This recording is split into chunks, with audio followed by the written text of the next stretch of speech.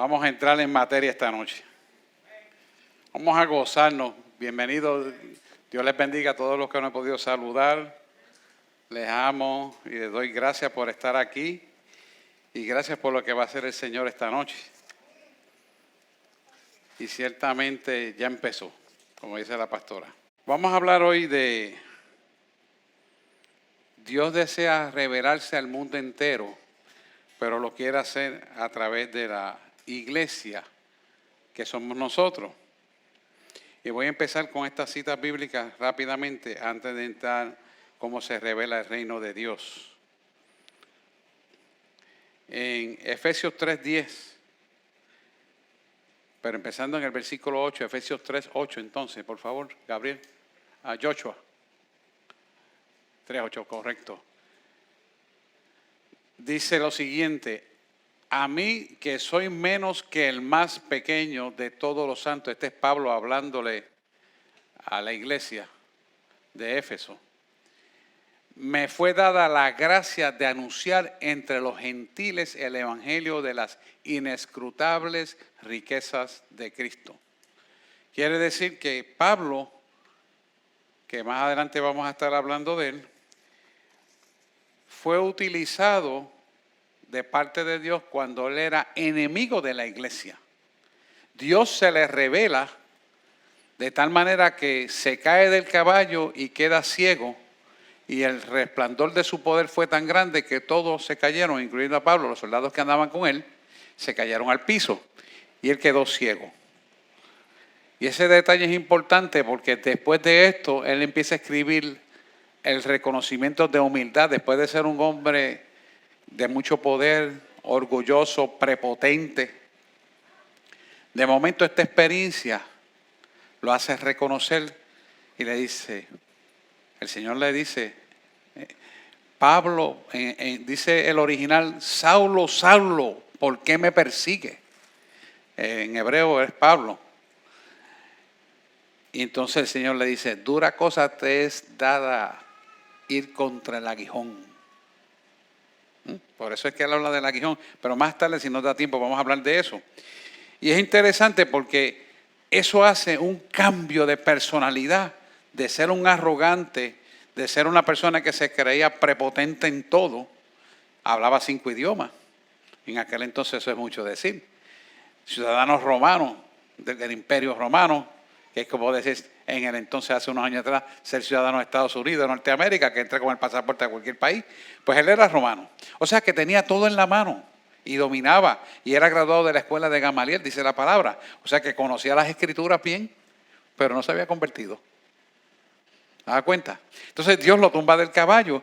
Y entonces el primer mensaje, recordando lo que Dios hizo con él, empieza hablando a la iglesia de Éfeso. A mí que soy menos que el más pequeño de todos los santos. Desde luego ya pasó una serie de experiencias que se convirtió y demás, que eso después lo vamos a estar hablando. Pero interesante el cambio y la modificación de la forma de hablar, que demuestra un espíritu de mansedumbre y de humildad.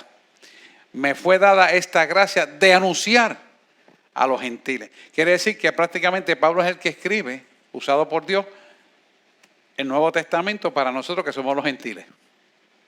Entonces fíjense cómo le dice, esta gracia de anunciar entre los gentiles el evangelio de las inescrutables.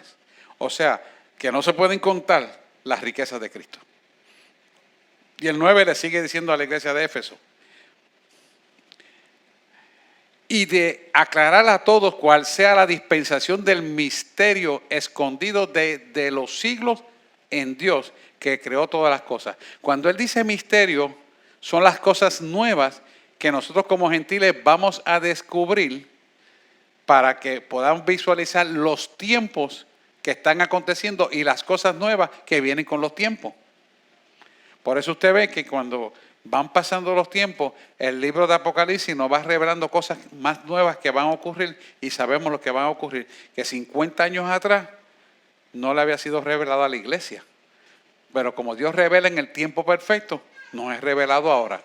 Como nos reveló lo del COVID, nos reveló los temblores de tierra, nos reveló la ivermectina, etcétera, etcétera. Usted sabe todo eso. Pues eso lo reveló Dios en el tiempo para este tiempo. Y Dios lo dio con ese propósito. Y el 10 te dice, para que la multiforme sabiduría de Dios, o sea, la multiforme quiere decir las diferentes formas que Dios hace para bendecir a su pueblo, le sea dada a su pueblo. Dios sea dada ahora a conocer por medio de la iglesia a los principados. O sea, por medio de la iglesia que somos nosotros, a los principados y potestades en lugares celestiales. Esto de ser conocidos principados y potestades en lugares celestiales se refiere exactamente a los ángeles que están arriba, que no conocen lo que Dios tiene en trato con nosotros. ¿Qué pasa? Que como resultado de esa palabra, lo que es cierto en el cielo también se realiza en la tierra, porque lo que ocurre en el cielo después ocurre en la tierra. Así que cuando él habla, Pablo habla de que el Señor lo toma en el Espíritu Santo y dice a los principados y potestades en lugares celestiales. Automáticamente, cuando tú y yo somos usados con autoridad y poder en lugares terrenales, autorizados por lugares celestiales, las potestades que están en el segundo cielo también se enteran del poder depositado sobre la iglesia. ¿Estamos aquí? Quiere decir que la autoridad de nosotros viene del tercer cielo para que se materialice en la tierra, y las potestades espirituales del segundo cielo le van a sorprender el poder que tiene la iglesia. Por eso yo siempre le digo que el que tiene que tener miedo es el diablo, que no sabe lo que le va a pasar. Nosotros sabemos a dónde vamos y lo que tenemos y la autoridad que tenemos y lo que tenemos que hacer, porque somos guiados por él. Es interesante, ¿por qué? Porque este es el motivo, el propósito por lo cual el poder le es revelado. En Hechos 26, 18, te lo narra así, con este propósito. En Hechos, búscate el libro de los Hechos, el capítulo 26, del 12 al 18 te lo explica de esta manera. Para que del 12 al 18, sí. Ocupado en esto iba yo, bueno, este es el relato para que tengan el relato de Pablo. Ocupado en esto iba yo a Damasco con poderes en la comisión de los principales sacerdotes. Sigue el 13. Cuando al mediodía, esto es Pablo, así como recibe el Señor, cuando al mediodía, oh rey, él está explicando lo que sucedió con él. Yendo por el camino, vi una luz en el cielo que sobrepasaba el resplandor del sol. O sea que vio una luz más fuerte que el sol. Ese es Pablo narrando a boca abierta un testimonio a los reyes, la cual me rodeó a mí y a los que iban conmigo. Y mira el 14. Y habiendo caído todos en tierra al piso, oí una voz que me hablaba y que me decía en lengua hebrea: Saulo, Saulo, ¿por qué me persigue? Porque él se dedicaba a matar a los cristianos. Y esa voz le dice, que es Dios hablándole directamente: dura cosa te es dar coces contra el aguijón. Y el 15 le sigue diciendo: yo entonces dije, ¿quién eres, Señor? Fíjense que la expresión de él, que él mataba a los cristianos y tenía autoridad romana de matar a los cristianos, reconoce a Dios en ese mismo momento. Qué interesante que el poderío de Dios es tan grande que él vio la impotencia de aquel preponderante hombre imponente de mucho poder y autoridad, orgulloso. De momento se cae del caballo, se queda ciego y dice: ¿quién eres, Señor? Y el Señor le dijo: soy yo, Jesús, a quien tú persigues. Eso tiene que haber sido bien chocante para él. Hello, yo soy el que tengo el poder, tengo el pergamino para perseguir y matar a los cristianos, tengo los soldados, tengo el arma, tengo toda la autoridad, como que dice, tengo la placa para poderlo hacer. Y de momento viene una fuerza sobrenatural, me tumba al piso y me pregunta que por qué estoy persiguiendo a Jesús. Y cuando obviamente le dice Jesús, él sabe quién es Jesús por la Biblia. Interesante cómo Dios se le revela a este varón. Y el 16 te dice, pero levántate y ponte sobre tus pies, porque para esto he aparecido a ti.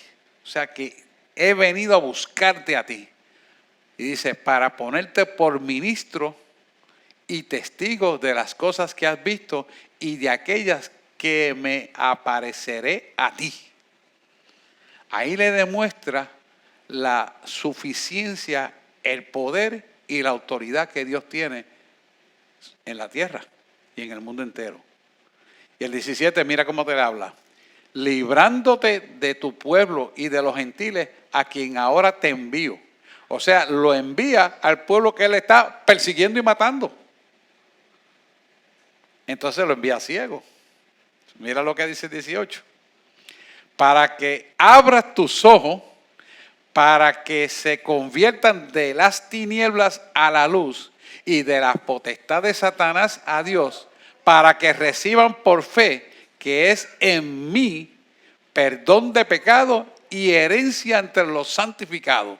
O sea que te saco de las tinieblas, te traigo a la luz, te doy la comisión, te doy la autoridad y te doy el poder, pero te dejo un aguijón en la carne. ¿Esto fue lo que hizo con él? Y ahí está explicado en el 18.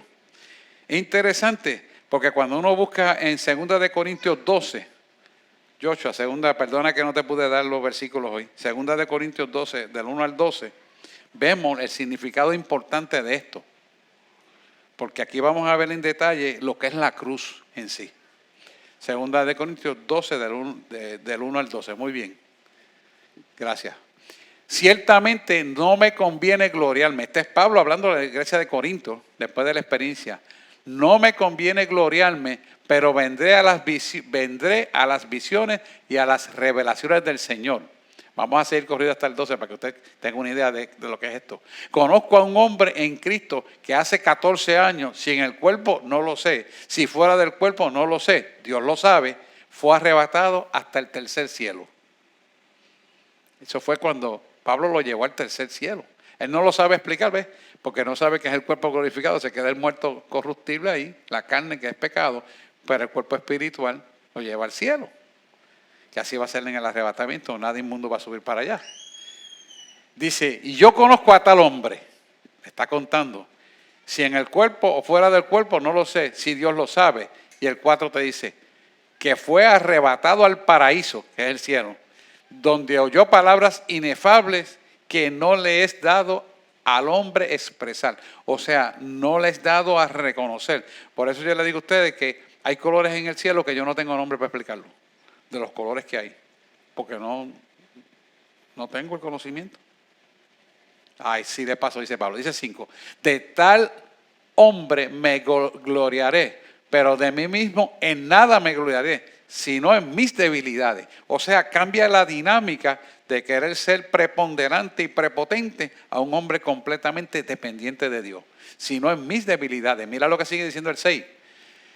Sin embargo, si quisiera gloriarme, no sería insensato, porque diría la verdad, pero lo dejo para que nadie piense de mí más de lo que en mí ve u oye de mí. O sea, que trató de sentarse en la realidad de querer llevar el mensaje objetivamente como Dios quiere que lo haga. Y el 7 le dice, y para que la grandeza de las revelaciones no me exaltase desmedidamente, me fue dado un aguijón en mi carne. Un mensajero de Satanás que me abofetee para que no me enaltezca sobremanera. Quiere decir que Dios permite que nosotros tengamos pruebas para que reconozcamos que somos débiles y frágiles y en nuestra debilidad se perfeccione su poder. Por cuanto somos entonces débiles, somos fuertes en la dependencia de Él y entonces reconocemos que de Él proviene toda bendición y fortaleza y poder. Esa es la idea que Él le dejó a Pablo el aguijón. En nosotros no nos tiene un aguijón, pero nos permite ciertas experiencias para que entendamos que nuestra dependencia tiene que ser de Él. No nos creamos sabios, porque nos use para liberaciones, para sanidades, que nos usen profecía, que nos usen en lo que sea. Sepa usted, como yo siempre le digo, por cuanto más sé que no sé nada. Esa es la base y el fundamento, porque así es que podemos crecer. De otra manera nos quedamos enanos, no vamos para ningún lado. El 8, por favor. Respecto a lo cual 3 veces he rogado al Señor que lo quite de mí, pero no se lo quitó. Y el 9 dice, y me ha dicho, bástate mi gracia, porque mi poder se perfecciona en la debilidad. Por tanto, de buena gana me gloriaré más bien en mis debilidades para que repose en mí el poder de Cristo. Por cuanto eres débil y frágil y dependiente, entonces eres fuerte. Porque Él pelea la batalla por ti. Amén. Vamos al 10, 11 y 12 y nos vamos con esto para entrar en materia. Por lo cual, por amor a Cristo, me gozo en las debilidades, en afrentas, en necesidades, en persecuciones, en angustias, por cuando soy débil, entonces soy fuerte. Y el 11 te dice, me he hecho un necio al gloriarme, vosotros me obligasteis a ello, pues yo debía ser alabado por vosotros, porque en nada he sido menos que aquellos grandes apóstoles, aunque nada soy. Quiere decir que aunque haga muchas cosas, aunque sea usado por Dios para hacer las cosas, nada soy. ¿Por qué? Porque solamente soy algo cuando Él está en mí. Amén. Mire entonces el 12, perdón. Con todas las señales del apóstol han sido hechas entre vosotros en toda paciencia y por señales, prodigios y milagros. Quiere decir que había hecho de todo. Ahora bien, ¿por qué hizo eso? Vino a residir sobre él exactamente. Eso vino a residir por el poder delegado de Cristo hacia nosotros a través del Espíritu Santo. Por eso dice la palabra que muchos más milagros de lo que hizo Jesús haremos nosotros en su nombre. No es que vamos a hacer en calidad, sino en cantidad, porque vamos a vivir más tiempo de lo que vivió Jesús haciendo la obra que Él nos mandó a hacer. Amén. Así que esto es introductorio para ver el propósito de esta revelación a través del poder. Entonces aquí vamos a entrar en revelando el reino de Dios, que es entrando en la materia de hoy. Esa es la base para entender a Pablo.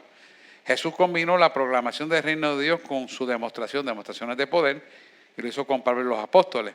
Cuando Jesús fue cuestionado, este es Jesús cuestionado, ¿eres tú aquel que ha de venir o esperaremos a otro? Esto está en Lucas 19. Jesús no contestó con ningún argumento o lógica, simplemente dijo lo que dice Lucas 7:22. Vamos a leer a Lucas 7:22.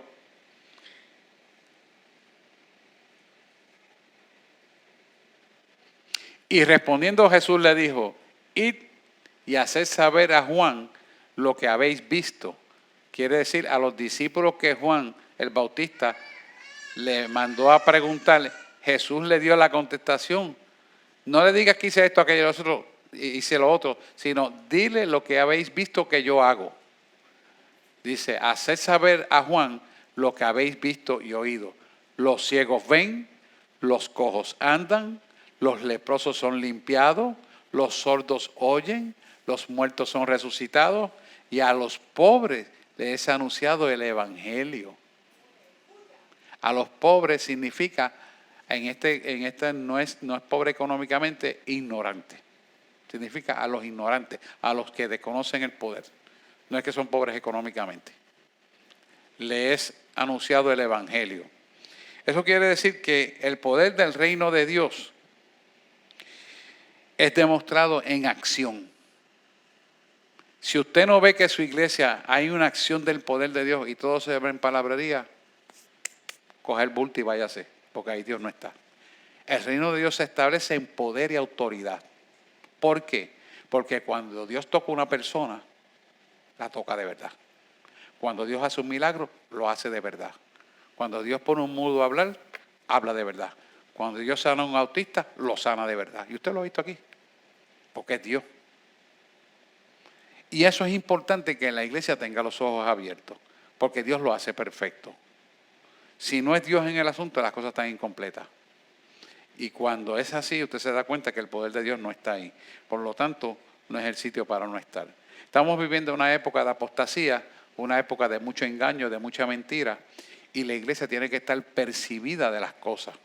Si la iglesia no está percibida de las cosas, puede creer cualquier palabra por cierta y verdadera y Dios no está en el asunto. El evangelio no solamente se denuncia con esta palabra, sino se ve en acción cuando usted ora. Se tiene que ver. Si no se ve, algo está pasando en esa iglesia. O algo está pasando con el que está orando, o con el líder, con el pastor, o con el evangelista, con el maestro, con el profeta, con el que sea. Porque la palabra tiene acción. De hecho, la palabra se llama verbo y el verbo es acción. El verbo era con Dios y Dios era el verbo. Y el verbo era Dios.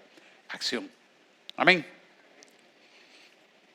Así que esto es importante. Los discípulos eran la ilustración de cómo el reino será en forma visible cuando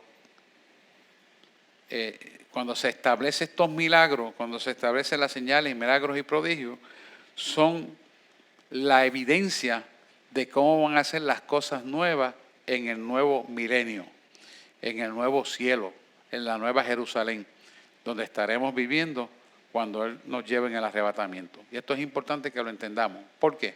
Porque Él deja ver estas cosas para manifestar que si yo hago esto, levanto cadáveres, si yo sano a los enfermos, si yo liberto de la gente endemoniada, si yo resucito a aquel que estaba muerto, si llevo el evangelio a la gente que no me conoce, si yo curo a los que están enfermos y leprosos, porque hay lepra espiritual.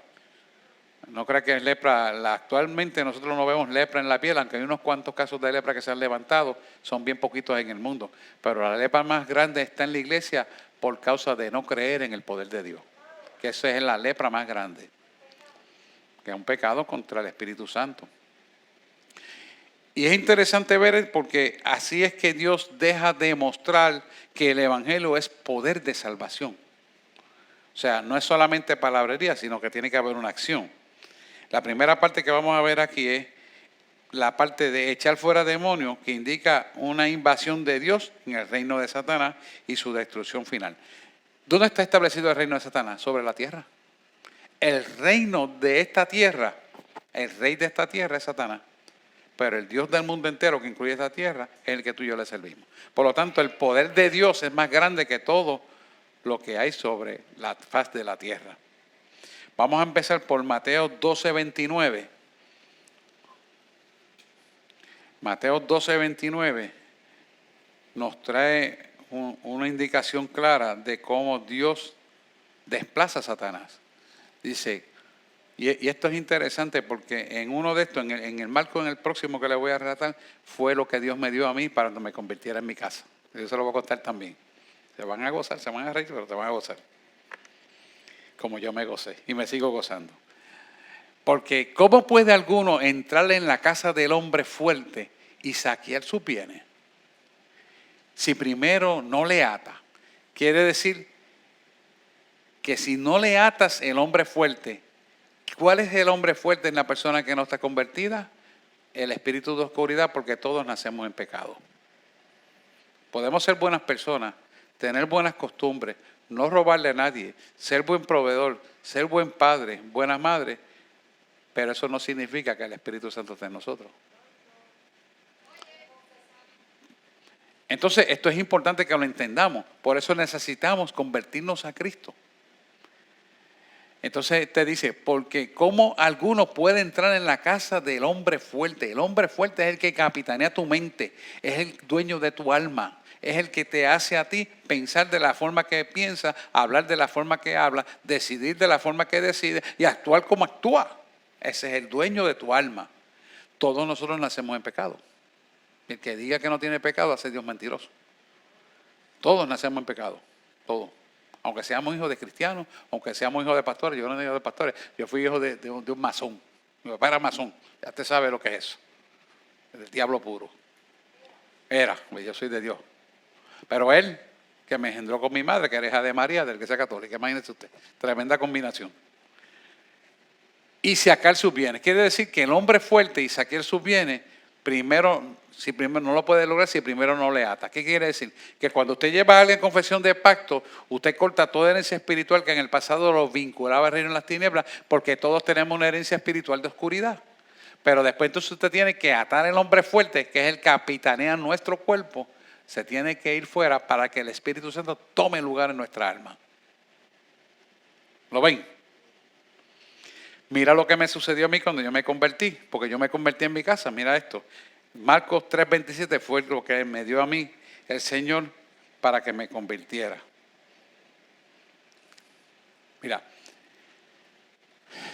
ahí está. Ninguno puede entrar así. Búscate una Biblia católica, tenía yo. La que era tenía ella, porque yo no tenía Biblia. Ese español antiguo, lo limpio porque estaba lleno de hongos, porque no usaba la Biblia. Y voy y busco ese mensaje y me dice, ninguno puede entrar en la casa de un hombre fuerte y saquear sus bienes si antes no le ata, y entonces podrá saquear su casa. ¿Y qué me quiere decir esto, Señor? Que tienes que levantar las manos, echar fuera lo que opera en ti para yo tomar lugar en tu vida. Porque eso es lo que tú quieres en el corazón. Y yo vine y hice esa oración y declaré esa oración, la leí 2 veces y levanté el brazo ¡fuap! Y me caí para atrás. Le tumbé todos los potes de la coqueta. Y me levanto y digo, me siento otro. Dice mi palabra en Apocalipsis que si pides la llenura de mi espíritu, te daré la llenura de mi espíritu. Y yo levanté las manos ¡fuap! Y otra vez para el piso, la llenura del Espíritu Santo. Y Wanda me dice, si por lo menos prendieras la luz, yo creo que no te caería. Porque yo bebía antes mucho. Ya no entendía, yo le dije, hazte esta oración y me dice, no, pues una historia es larga, no quiero ponerme a no contarla de ahora, pues muchos de ustedes la saben, pues se la he contado. Y entonces ella no quiso hacerlo, pero yo me sentía como una pluma, bien liviano, como nunca en mi vida me sentía, feliz.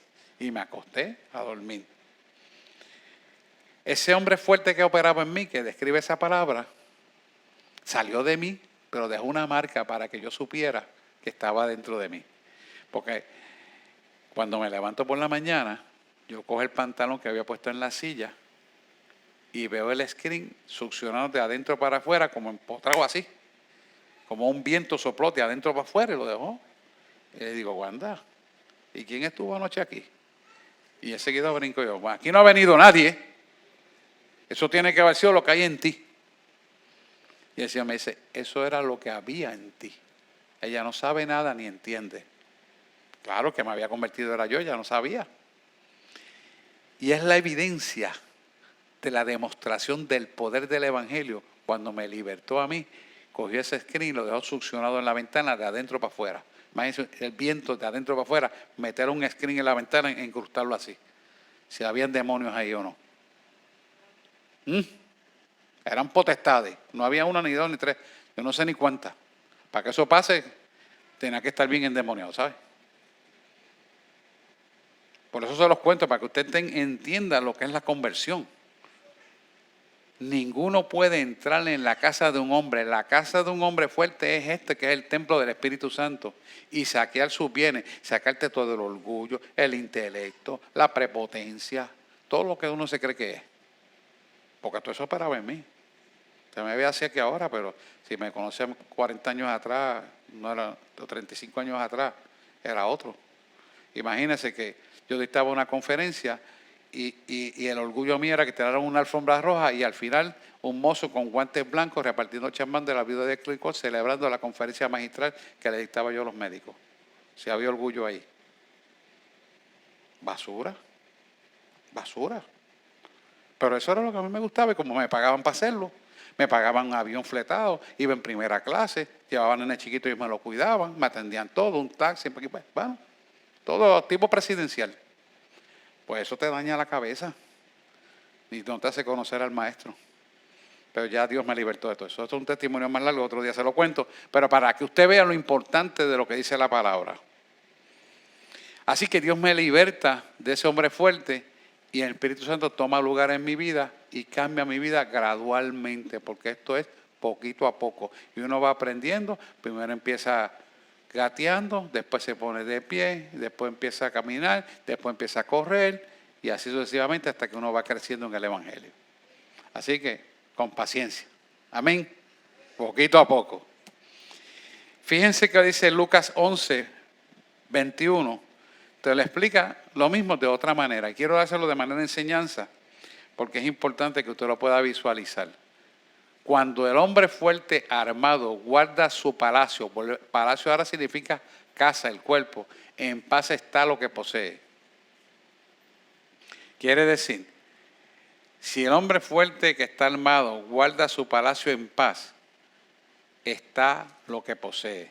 Significa que cuando el Espíritu Santo toma lugar en tu vida, entonces tú sientes la paz en tu ser interior, donde tú te sientes ser otro. Porque aquella carga espiritual que te acusaba, que te sentías con miedo, que tenías pena, que tenías angustia, que te sentías con coraje, con ira, desaparece.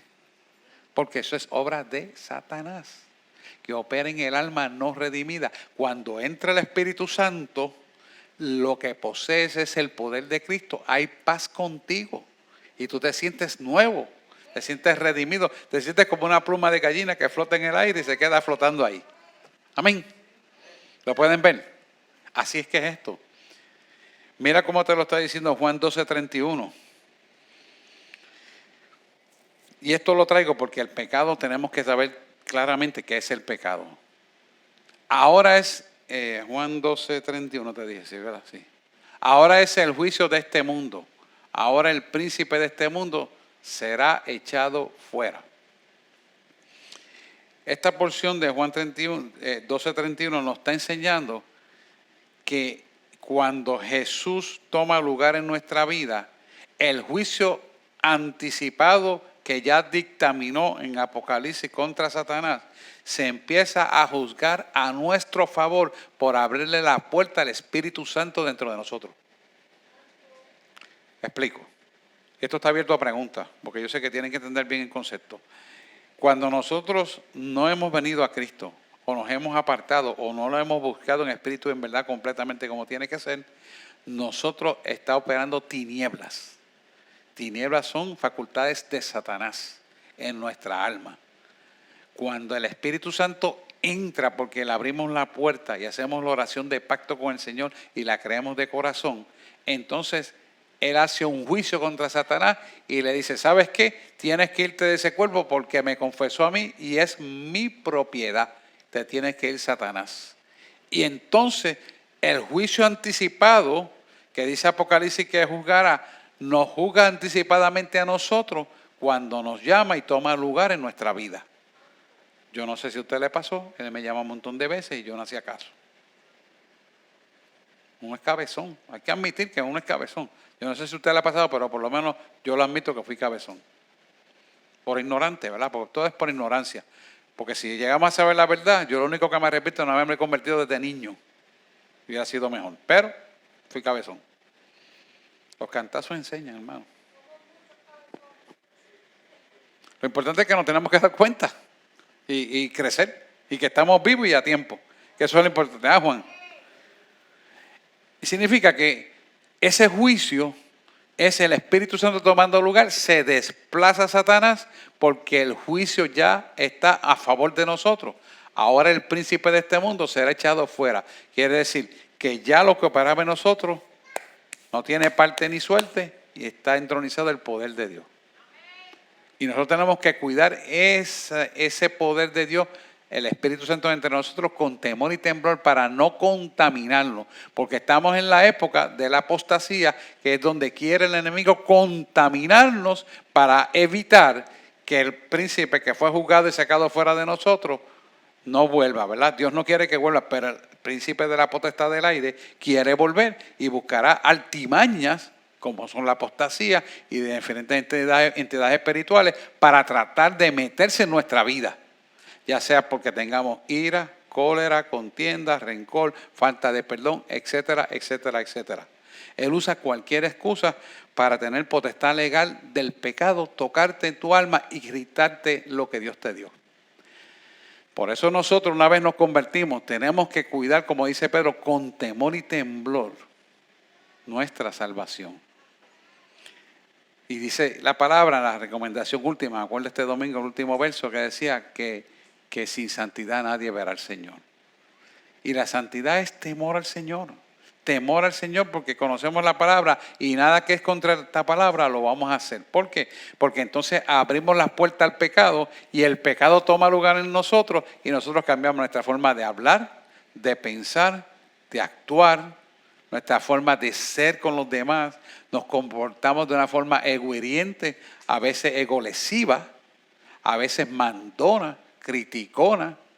Nos ponemos de mal humor, con coraje, y no sabemos ni por qué. Y es porque el enemigo toma parte de nuestra alma porque nos hemos descuidado en la santidad, sin la cual nadie verá al Señor. ¿Se entiende eso?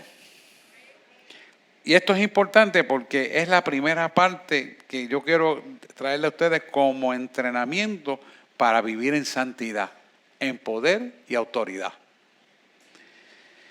La otra parte, desde sanar a los enfermos, mira hacia el día del futuro cuando todos los sufrimientos acabarán. Y eso empieza desde aquí hasta la eternidad.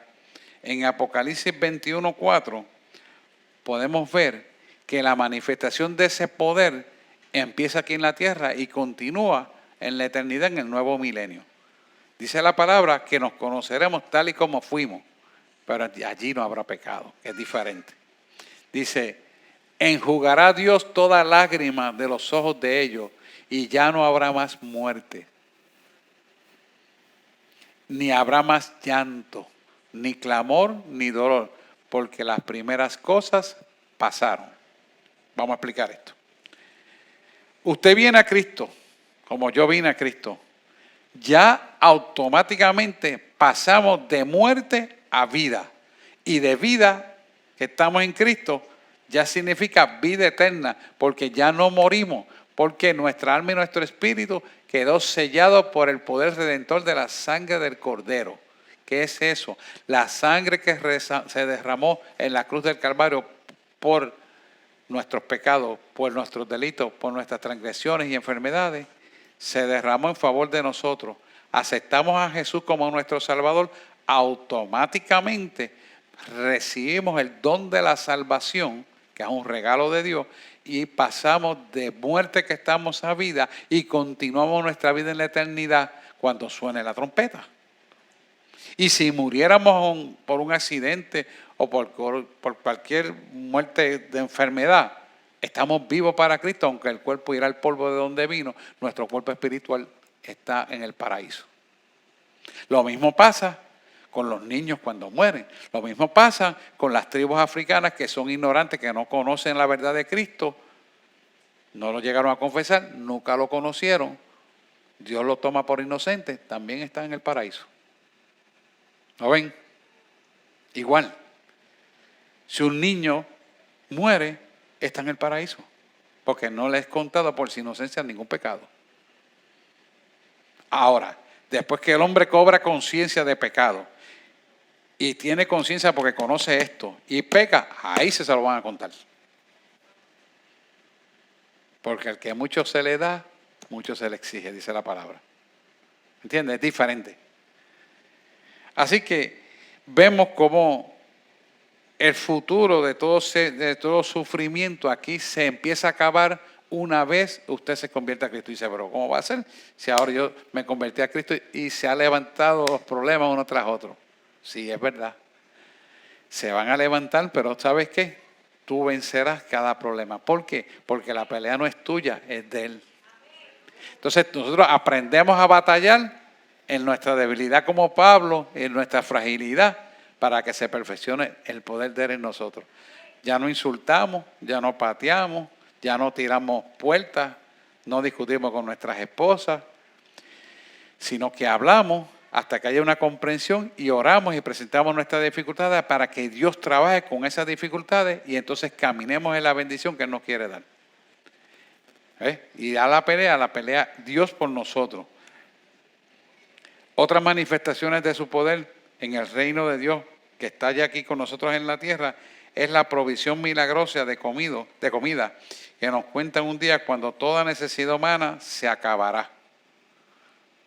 Y usted dice, pero eso es para allá cuando estemos allá en el reino celestial. Eso también es para aquí que te convertiste aquí. Dios no deja justo desamparado ni su simiente mendigue pan.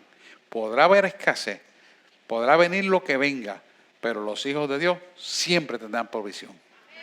Siempre. No es a veces, es siempre. Y si usted no quiere entender esto, mire un milagro más grande. Usted cobra 1,000 pesos semanales, mensuales o quincenales. Vamos a decir que el diezmo de 1,000 pesos son 100, 900 pesos. Usted se queda con 900, da 100 al Señor, el diezmo. Y usted dice, ¿tú me quieres decir, Leonel, que yo con $900 voy a comprar lo mismo que con 1,000? Hello. Eso no me es lógico. Yo sé que ustedes tienen la experiencia, pero para que sepa la gente, ¿sabes qué? Vas a comprar más y te va a sobrar más dinero.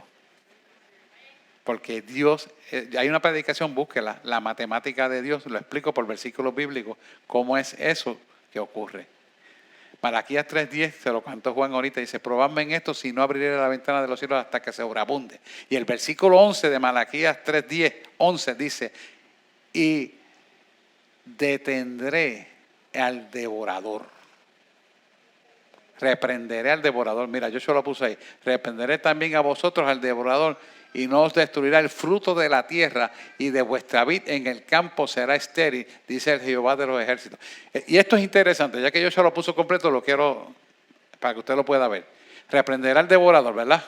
A vosotros al devorador. Y os destruiré no os destruiré el fruto de la tierra. Quiere decir que todo lo que tú hagas será prosperado. Todo lo que tú haces será que multiplicado, que con menos vas a ganar más, que sin esfuerzo llegará el negocio a tu casa, llegará el negocio a las puertas tuyas, porque Él es que tiene el control de todo, y lo dice ahí. Cuando Él reprende al devorador, quiere decir, reprende al príncipe de las tinieblas de este mundo, que no quiere que tú prosperes, pero como es Dios por encima de Él, tú prosperas como quieras, y tú das 900 de 1,000 y Él te da 1,500, 2,000 o lo que haga falta. Y a veces no tan solo en dinero, a veces te lo dan cosas que tú no puedes comprar. O a veces te puede traer a alguien que diga, mira, el Señor me dijo que te diera esto, toma. Y es exactamente lo que tú tienes que pagar. Y si compras esto, ahí lo dice. La pastora y yo vivimos esto. No te estoy diciendo algo que lo leí, vivimos esto. Y en mi casa yo tengo de todo, gracias al Señor. Y cuando viene algo que hay que pagar, alguien sale con un cheque o un dinero como sea, y ahí está el dinero para lo que hay que pagar. ¿Y quién se lo dijo? Dios. Porque usted no me llama a mí que yo digo, necesito hacer esto, aquello, lo otro. No, papá lo sabe. Y mucho antes de que yo lo sepa, ya él lo sabía. Y prepara a la gente. Y mire, a mí me han llegado a dar un sobre de dinero que yo lo sé ahí, lo veo, y digo, Señor, ¿para qué es esto? Y al otro día, aquí están. Porque a veces no son para mí, es para alguien que lo va a necesitar. Así es Dios. Así es nuestro Dios. Y lo dice ahí. Y nosotros lo vivimos. No solamente lo predicamos, lo vivimos.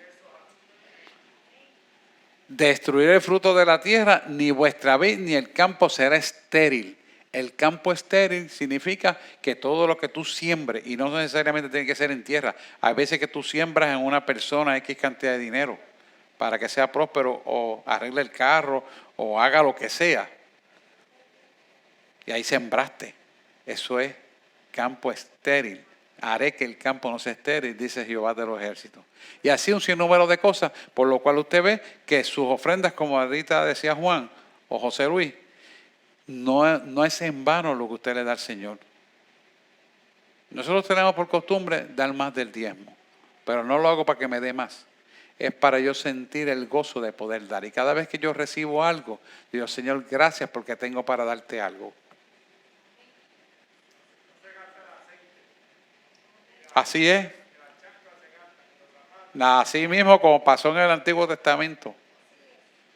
Y créame, eso es así, eso es cierto. Y esto la gente lo tiene que entender porque hay falsos profetas que lo que hacen es sacarle dinero al bolsillo a la gente. Y nosotros estamos muy en contra de eso. Por eso las cosas tienen que ser transparentes. Esta iglesia tiene una junta de síndicos que es la que trabaja con el dinero. La pastora y yo no bregamos con nada del dinero de aquí. No sabemos ni cuánto hay ni siquiera en las cuentas. Porque no es el punto. Yo estoy aquí para la parte eclesiástica. Esto es lo mío. Y a esto me llamó Dios. Y así es que tiene que llevarse a la iglesia. Y yo estoy seguro que la iglesia tiene que estar bien económicamente, porque cuando se hacen las cosas correctas, Dios se encarga de que las cosas caminen bien. Y no falla. Vamos a seguir. Calmar las tormentas, mira hacia adelante a la victoria sobre los poderes que usan la naturaleza que amenazan en la tierra. Quiero leerse el Apocalipsis 21.1, lo voy a buscar también aquí en la versión de King James. Apocalipsis 21.1. Apocalipsis 21.1. Quiero leerle esta versión también. 21.1.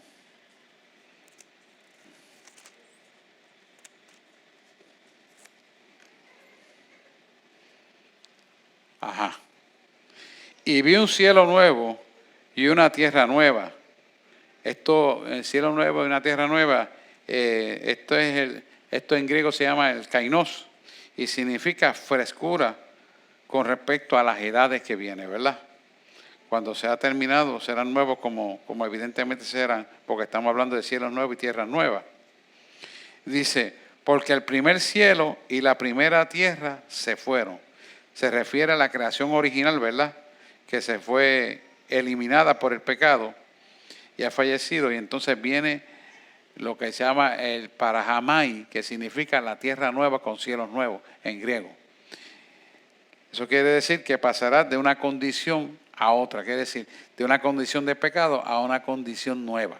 ¿Qué paralelismo hay en esto?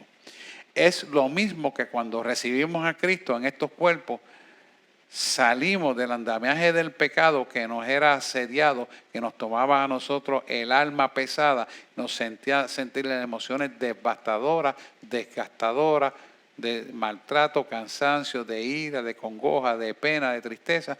Todo eso es sustituido nuevo por el gozo del Señor.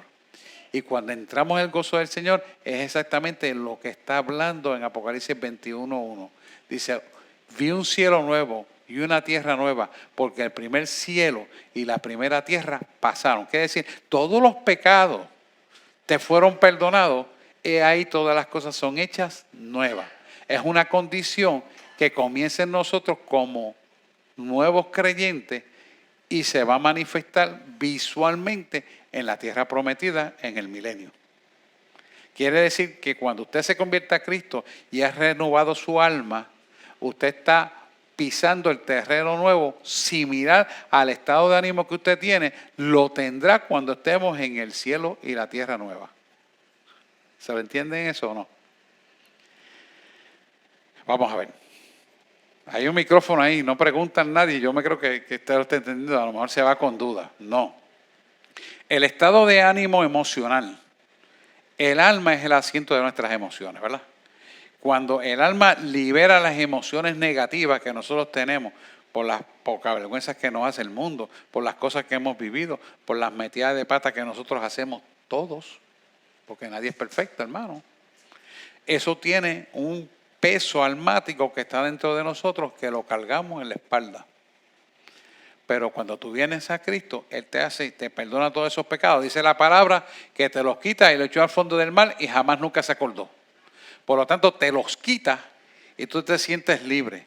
Y ese mismo estado de ánimo, con ese gozo y esa liviandad y ese gozo que tienes por dentro tan limpio, hace que tú puedas sentirte una persona diferente. Pues así mismo anticipadamente te dio un anticipo de lo que vamos a vivir en cielos nuevos, en una tierra nueva, que el primer cielo ya pasaron, que son las cosas pasadas del arrepentimiento, y donde el mar ya no existe más. Y el mar, fíjese, interesante, cuando yo indago la palabra mar en el original, pues está hablando de especificidad, de que va a haber un mar de cristal y llano, no como el mar Pacífico o el océano Pacífico Atlántico, que es violento, no, es de cristal, es llano.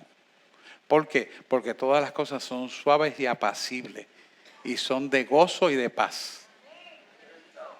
Cuando busqué el original del mar, porque yo navegué por 30 años, a mí me gustaba bucear y esnoquear, todas estas cosas me gustaban y yo se contra, a veces había unas turbulencias allá abajo horribles, que para no salir de ellas, no, es que tú no has entendido lo que es el mar.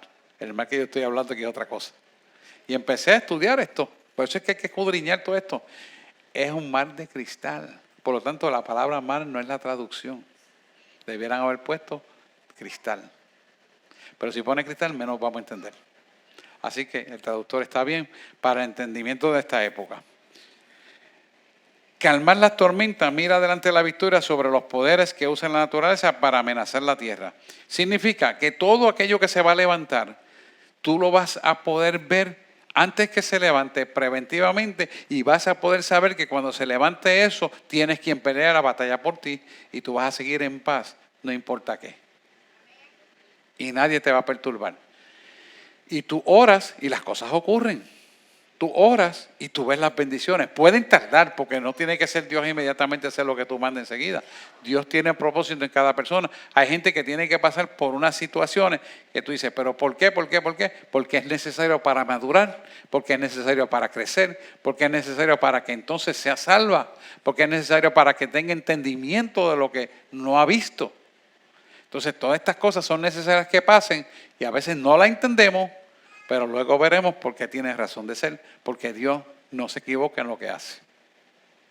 Entonces, tener este entendimiento, de momento cuando tú chocas con la situación, tú dices, pero ¿por qué? Calma, pueblo, que tu peine llegue. Habla con calma. Entonces, al correr del tiempo, tú te sosegas, oras y vas a ver la respuesta del por qué. Y si no la viéramos, la seguimos esperando porque en el cielo la veremos. Esto es bien importante que lo podamos entender porque no hay tormenta, no hay situación, no hay problema que no te sirva a ti de maestro para aprender la bendición que Dios te quiere dar. El mejor maestro de nosotros son los problemas. Así es el mambo. Y con eso es que crecemos. Si Dios no hubiera permitido a mí pasar por todo el andamiaje de mis problemas que pasé, yo no me hubiera convertido a Cristo. ¿Por qué? Porque yo tenía todo accesible, lo que el diablo quería darme. Y me tenía entretenido. Duérmete, nena, duérmete ya, que ahí viene el cuco y te comerá. Y como todo salía bien, pues yo creo que estaba bien, hasta que le conocí, como Saulo de Tarso. Y usted me imagino que le habrá pasado algo similar. Cada cual en su diferencia, el problema, pero le pasa. Pero lo importante es que nosotros estemos enfocados en lo que es correcto hacer. Ahora quiero que veamos esta parte de Corintios 15, 26, donde trata de levantar el muerto, anuncia que la muerte será para siempre terminada. Y eso lo vamos a ver en Primeras de Corintios 15, 26, para poder entender esta señal clara. Mira lo que dice aquí. Y el postrer enemigo será destruido es la muerte. ¿Qué es lo que nos está diciendo con esto aquí Pablo en Primera de Corintios capítulo 15, 26? ¿Cuál es el postrer enemigo que es destruido? Es la muerte. ¿Y por qué él dice el postrer enemigo? Porque una vez nosotros nos convertimos a Cristo, y esto es importante que lo entendamos, al convertirnos a Cristo, quiere decir que hemos aceptado lo que Dios aceptó en favor de nosotros por nuestros pecados. Él aceptó el sacrificio vicario de Jesús porque fue limpio, puro y sin mancha. Ninguno de nosotros ha sido puro, limpio y sin mancha. Primero porque nacemos con el ADN del pecado, que es imposible que nosotros pudiéramos hacer lo que hizo Jesús. Por lo tanto, lo que hizo Jesús fue perfecto porque su vida fue perfecta desde que fue engendrado en el vientre de María por el Espíritu Santo hasta que a los 33 años murió, empezando su ministerio a los 30 años. Él murió limpio, puro y sin mancha. Quiere decir que la sangre que derramó Jesús en la cruz del Calvario fue lo suficientemente limpia, pura, para ser aceptado, para perdonar nuestros pecados cuando miramos a Jesús y lo aceptamos a Él como nuestro Salvador. ¿Lo ven? Entonces, ¿qué pasa cuando aceptamos a Jesús? Nuestro cuerpo puede envejecer, se puede arrugar, se puede poner gordito y si no es el tiempo del levantamiento de la iglesia, puede ser que muramos. Aunque sabemos que en el tiempo próximo esto va a ser levantado, esto no le queda tanto tiempo. Pero, ¿qué pasa si morimos en un accidente? ¿Qué pasa si morimos de un infarto? ¿Qué pasa si morimos por X o Y razón y todavía Él no ha venido a levantar la iglesia? Pues quizás morimos el cuerpo, pero nuestro cuerpo espiritual está en el cielo.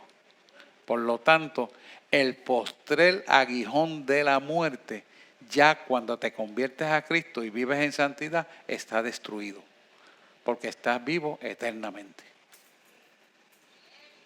¿Lo ven? ¿Se entiende eso? Esto es importante que usted lo entienda, porque nosotros como creyentes, hermano, tenemos una bendición suprema y la iglesia no lo entiende. La iglesia no reconoce esto. Por falta de conocimiento mi pueblo perece, decíamos 4.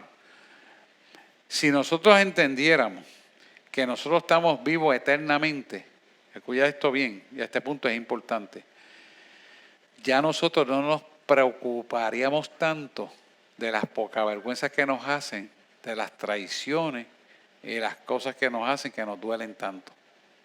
Sí, naturalmente de momento nos puede preocupar, obviamente, por aquí lo que coge sangre, no es horchata, pero perdonamos y nos enderezamos.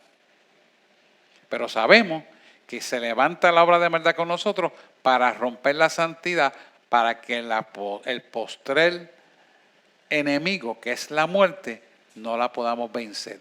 La muerte la vencemos nosotros cuando creemos en Dios y nos mantenemos en santidad, sin la cual nadie verá al Señor. ¿Lo ven? Por eso es importante, como dicen los cubanos, no cojas carga por eso, chicos, suéltalo. Yo me quedé ese refrán de cubano. Eso es cierto. ¿Por qué? Porque a veces como que pasan las situaciones y uno como que la caja para uno. No, suéltala. Jesús cuando lo maltrataron, en el mismo momento de su muerte, dijo, perdónalos porque no saben lo que hacen. Y mataron al Redentor del mundo. Pero si no hubieran matado al Redentor del mundo, ¿nosotros nos hubiéramos salvado por nosotros mismos? De ninguna manera. Dios lo permitió, lo planificó en bendición de cada uno de nosotros. Por eso es que tenemos que estar agradecidos de Dios todos los días que respiramos. Cuando usted le pregunta, ¿y cómo tú sabes que Dios está vivo? Tú lo miras de frente, porque tú respiras. ¿Cómo? Porque tú respiras. Porque tú no fuiste creado de una mata de plátano, ni del mono. A ti te creó tu papá y tu mujer, tu mamá, de una mujer. No naciste de Esteban y Esteban, o Heleno y Helena. Entonces, cuando tú le empiezas a hablar de esas realidades, tú te das cuenta cuán equivocado está la ideología de género y cuán perdido está. Porque son realidades. La idea de todo esto, y con esto voy a cerrar, la ideología de género es acabar con la población mundial y que no se reproduzcan. Y por eso es que ellos quieren implantar eso en el mundo entero, porque lo que quieren es reducir la población. ¿Qué reproducción puede haber un hombre con un hombre o una mujer con una mujer? De ninguna manera.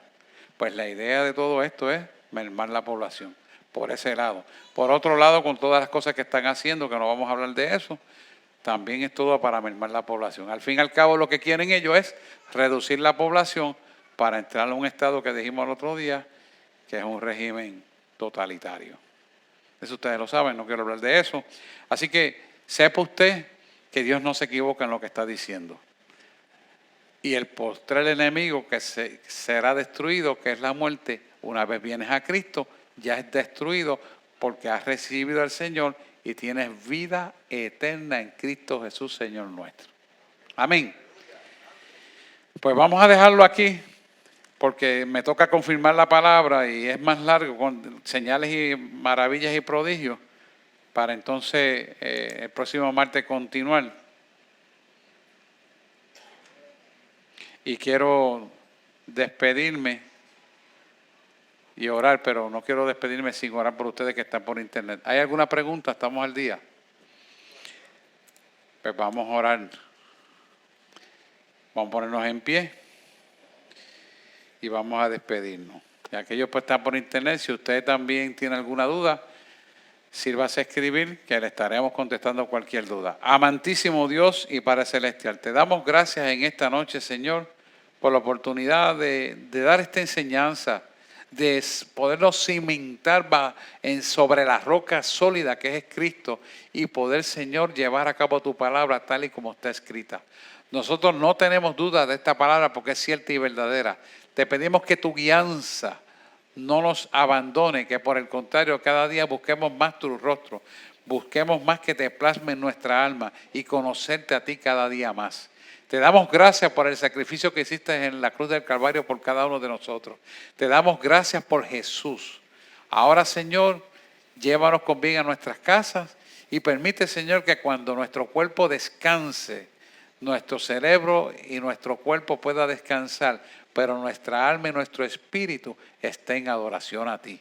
De tal manera que estemos comunicados contigo 24/7 y que tengamos sueños reparadores, sueños de bendición, sueños contigo, sueños reveladores de tu palabra. De tal manera, Señor, que cada vez conozcamos mejor tu reino, porque a ti te ha placido llamarnos. No nos llamamos nosotros a nosotros mismos. Tú nos llamaste para bendecirnos. Así que la cobertura del poder redentor de la sangre de Jesús está sobre nuestras cabezas. Se hace extensiva a nuestra familia. Por causa de la fe de nosotros, también nuestros hijos recibirán el poder de la salvación. Hemos orado y desatado esta palabra en el nombre de aquel que murió por nosotros en la cruz del Calvario. En el nombre de Jesús. Amén, amén y amén. Que Dios les bendiga y será hasta el jueves. Y no olviden el domingo, estaremos aquí en el maravilloso culto del Señor. Hasta luego.